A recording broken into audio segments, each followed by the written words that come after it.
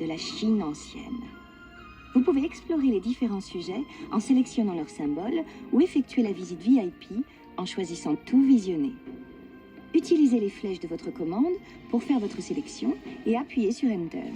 Et maintenant, voici votre hôte, Mushu, qui vous dira tout sur le monde de Mulan.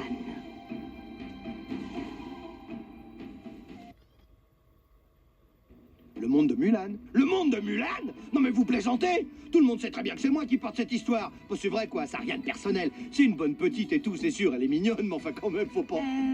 Il est encore temps de te remplacer par Cricket, si tu veux. Oh ça va, je plaisantais, c'est tout. Je vais suivre le script. Le monde de Mulan, j'en connais qui vont en entendre parler, hein.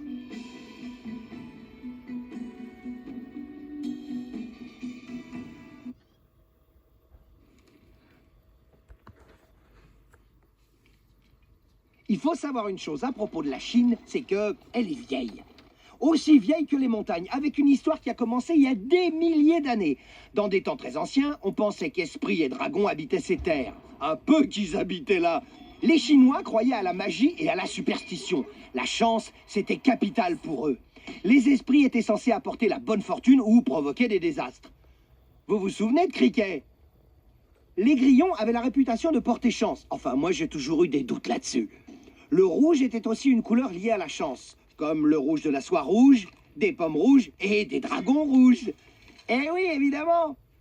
Quant à cette jolie gemme verte, le jade, il symbolisait l'immortalité et la noblesse, et il était censé éloigner le mal. Alors les Chinois fabriquaient plein d'objets en jade, tout plein de trucs, comme des théières, des bijoux, des bouddhas, des guerriers, des dragons. Bon, maintenant, vous savez tous que Mulan n'était pas uniquement ma copine d'aventure, mon second couteau. C'est vrai, on aurait pu le croire pourtant. On pense qu'elle a bien existé et qu'elle aurait vécu au 5e siècle. Son père avait été appelé pour faire la guerre. Mais il était trop malade pour partir. D'après la légende, Mulan et son père se sont battus à l'épée pour décider de qui partirait, et Mulan a gagné. Eh ouais! Alors elle a coupé ses cheveux, enfilé l'armure de son père et elle a filé pour devenir un guerrier impérial. Bravo, fillette! Pendant plus de 10 ans, elle s'est battue comme un homme sans que personne ne voie la différence. Ah ouais, ces guerriers n'étaient pas tous aussi aiguisés que leurs épées, apparemment.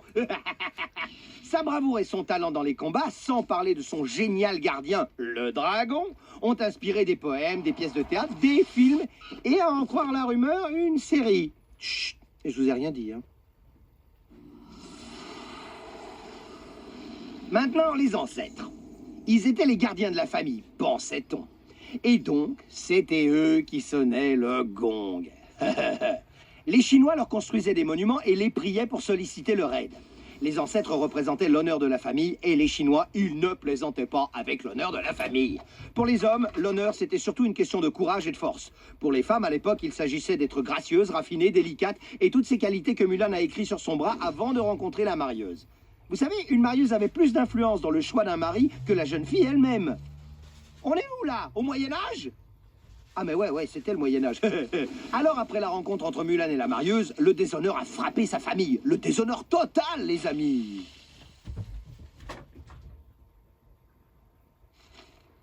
Ah oui, le dragon. Mon sujet préféré. Les dragons représentaient la noblesse, la sagesse, la puissance. Et ils pouvaient cracher des flammes de 1500 mètres de large et de haut. Bon, d'accord, c'est un peu exagéré. La plupart des dragons étaient censés maîtriser le climat et on pensait qu'ils vivaient dans les nuages ou au fond de la mer. Mais croyez-moi, les dragons étaient au centre de la culture chinoise. Tout comme le yin et le yang, le symbole de l'harmonie et de l'équilibre dans l'univers, ou comme les 12 animaux qui constituent le calendrier chinois. Eh oui, le dragon est l'un d'entre eux. Selon votre année de naissance, vous étiez rat, bœuf, tigre, lapin, dragon, serpent, cheval, chèvre, singe, coq, chien ou cochon. Ah non, non, pas panda! Virez-moi cette boule de fourrure. Mais je sais pas, moi, qu'il aille parader ailleurs avec ses taches. L'empereur était le premier homme de Chine. Non, sérieux, c'était le roi. Il avait un palais, des serviteurs, un conseil, des armées puissantes. Bref, plein de nems qui marchaient tous à la baguette. Vous avez compris? Nem, baguette, c'est drôle, non? Je suis trop bon, moi. Son fils et sa fille héritaient du trône, leur venue. Ça, c'est ce qui s'appelle marcher dans le pas de ses parents.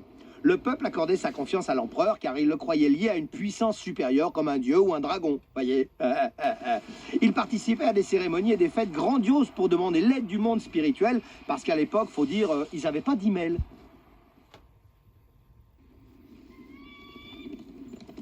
Les Han. Ces gars-là, ils constituaient une force avec laquelle il fallait compter. La tribu était originaire d'Asie, des montagnes de Mongolie et de Sibérie. Ils étaient nomades, c'est-à-dire qu'ils se déplaçaient continuellement en cherchant de bons pâturages pour leur bétail et leurs moutons. C'étaient des cavaliers et des chasseurs excellents, mais ils avaient aussi l'habitude agaçante d'envahir d'autres pays. Comme la fois où ils ont cru qu'ils pourraient conquérir la Chine vite fait, bien fait. Faut pas rêver quand même! Et me parlez surtout pas de leurs uniformes! La mode et l'élégance, c'était pas leur truc. Au cours des siècles, la Chine a été attaquée encore et encore par des envahisseurs tels que les Han. Mais c'était comme attaquer à la petite cuillère une muraille de pierre. Et l'empereur a fini par avoir une idée. Une grande muraille. Ah bah ouais, c'est ça.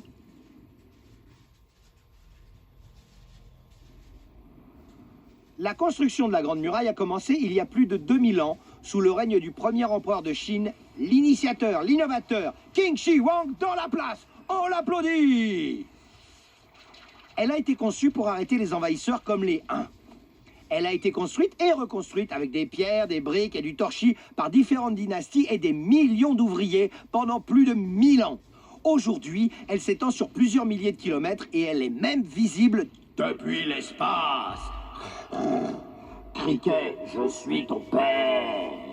La Grande Muraille a fini par représenter l'ingéniosité et la volonté du peuple chinois et servait de symbole pour une nation puissante et unie. Excusez-moi, ce passage me touche toujours en plein cœur. Vous avez un mouchoir?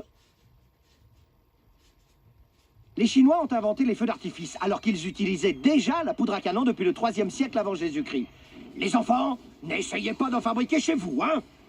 On pense que les premiers feux d'artifice étaient des explosifs tirés pendant les fêtes pour éloigner les esprits.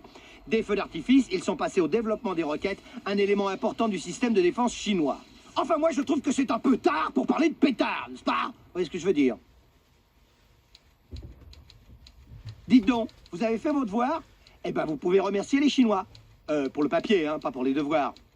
Je sais pas qui a inventé les devoirs, mais si jamais je l'attrape celui-là... Les Chinois ont inventé le papier aux alentours du 1er siècle, voire avant d'après certains, en mélangeant des morceaux de troncs d'arbres, des chiffons et des tiges de blé.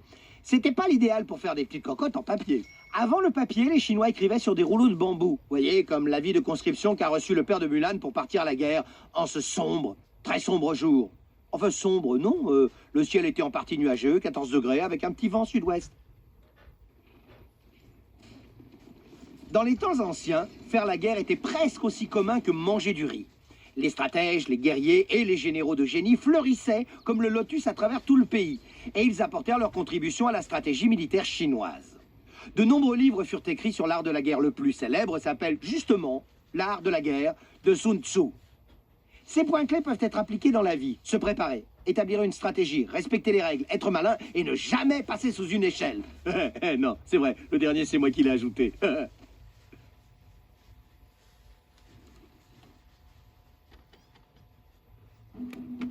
Le Feng Shui est l'antique art de se placer dans l'environnement et de l'organiser. S'il est correctement pratiqué, il est censé apporter le bien-être personnel.